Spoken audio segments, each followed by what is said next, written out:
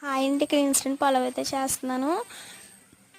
ఈ ప్యాకెట్ని మా అమ్మ ఇంటికి నుంచి వస్తున్నప్పుడు అయితే తెచ్చుకున్నాను. దీని ఫుల్ ప్రాసెస్ ప్యాకెట్ మీద అయితే ఇచ్చారు. ఇందులోనే మిల్ మేకరు, కసూరి మేతి, ఇంకా బగారా లీఫ్ అయితే ఇచ్చారు.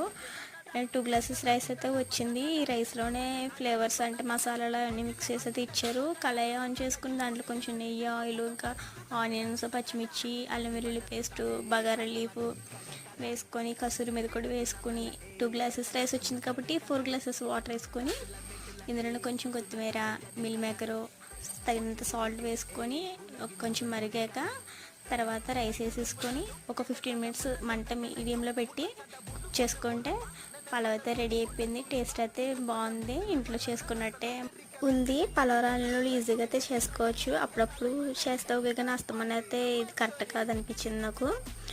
నేను చికెన్ కర్రీ అయితే ట్రై చేశాను, చాలా బాగుంది. వీడియో నచ్చినట్టయితే ప్లీజ్ సబ్స్క్రైబ్ అయితే చేయండి, మరి వీడియోస్ కామెంట్ అయితే చేయండి.